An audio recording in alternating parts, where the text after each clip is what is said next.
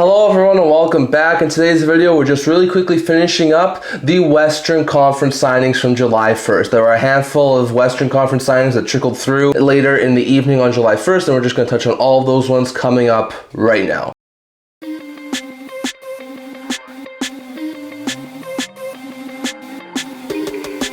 Hello everyone, welcome back to another video here at the End-to-End Hockey channel. So if this is your first time here, leave a subscribe on the subscribe button, definitely hit that. Also don't forget to like the video and leave a comment down below. I'd love to get your thoughts in the comment section. We're trying to hit 750 subscribers in the very near future. So if you guys haven't already, hit that subscribe button down below. And also don't forget to stay tuned for more videos coming out in the very near future, as we're going to have a couple more very interesting ones. But in today's video, we've got a really interesting one here talking about some signings that trickled through on July 1st. Once again, there was a lot of signings on July 1st. Wasn't able to get to all of them in the recent videos we've done, so we're just going to really quickly just recap all of the Western signings that happened on July 1st. So in the Chicago Blackhawks organization, they have signed on July 1st in the evening Mammoth, Boucher, and Anhorn all to one-year league minimum deals, as well as Connor Mackey to a two-year deal with the AV of $938,000. Mammoth, Boucher, and Anhorn are all going to be AHL level players. I'm not even sure if they're going to be call-up options, but I think they could be decent AHL level players. Mackey does have NHL experience from the past. He's mostly an AHL level guy now, so I expect him to probably start at the AHL level and maybe be a call-up option for the Blackhawks, so not a bad pickup here for Chicago. The Avalanche have signed Adam Beckman. Now, Beckman has been an AHL level player who has had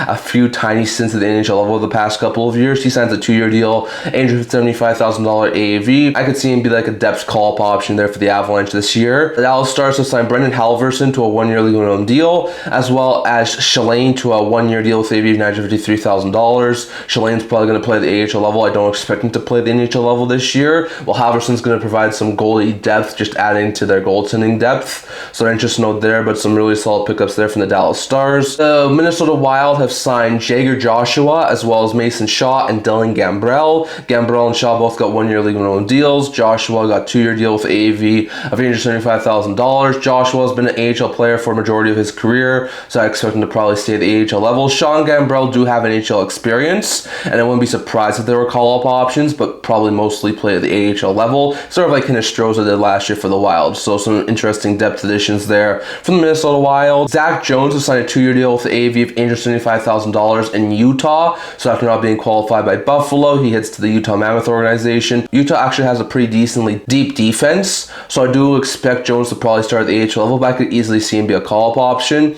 Then the Winnipeg Jets have Noah Gregor. They sent him to a one-year league minimum deal. Once again, he's a decent bottom six spare forward, so I expect him to get some NHL minutes with the Winnipeg Jets, maybe on like the fourth line being a spare. So interesting note there, but those were all the signings that we saw in the Central Division late on July 1st. In the Pacific, we saw the Anaheim Ducks sign Judd Caulfield, as well as Travis Mitchell, James Hamblin, and Corey Schooneman. Caulfield was a prospect of theirs, so they just keep him. Schooneman was a decent defenseman, so was Mitchell, so I expect them to probably start at the AHL level. Maybe Schooneman could be a call-up option, but I expect them to both be AHL level guys. And then Hamblin, who got a two-year $875,000 deal, wound up also signing. I think Hamblin could be a decent like fourth liner, maybe a spare forward, or it could even still be a call-up option for the Anaheim Ducks, because he was a pretty decent player over in Edmonton. So very interesting to know there, but the Ducks have made a couple of interesting signings. The Flames have signed Jake Livingstone, as well as Ben Jones, William Stromgren, and Andreas Englund. So very interesting to note there, all of them on one-year deals. Englund was the only one above league minimum.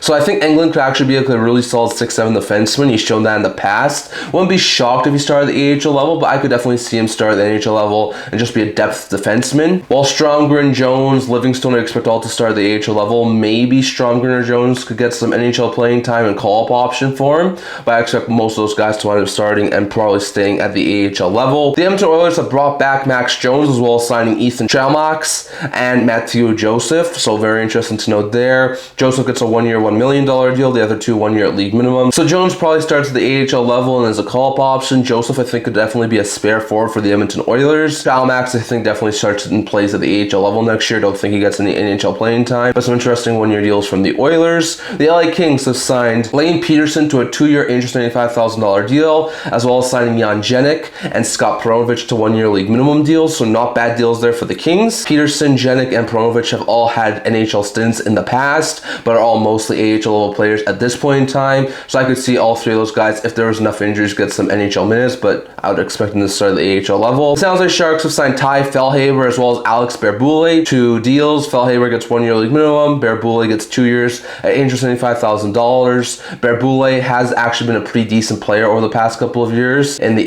AHL for teams like the Colorado Avalanche, Montreal Canadiens. So I could see him be like a decent call-up option for the San Jose Sharks. Fellhaber definitely think starts and finishes at the AHL level, so very interesting to note there. The Kraken have signed hard-hitting bomb 6 forward Curtis Douglas to a 2-year deal with AAV of $1.25 million. The Kraken have needed some toughness into their lineup. Douglas has shown last year in Tampa and Vancouver that he could be a really solid bomb 6 forward, so that's where I expect him to play. Probably 4th line minutes, spare minutes in the Seattle Kraken organization. The Canucks have added some decent depth, signing Fix-Wolansky to a 1-year $900,000 deal. The guy is probably going to start and play at the AHL level, but maybe could be a call-up option, so not half bad there. And then the Vegas Golden Knights have signed prospects Fleming and Demick, both to 1-year league minimum deals. Not too bad there. Both of those guys have been in the Knights organization the past couple of years, and I expect them to continue to play at the AHL level, so very interesting note there. But those are all the Western signings that we hadn't gone around to yet, so once again, most of these guys are low-end deals. Maybe a couple of them are a little bit bigger, but most of these guys are going to start at the AHL level, maybe eventually be a call-up option some point during the season. So very interesting to note there, but those were all the signings from over the past couple of days in the Western Conference.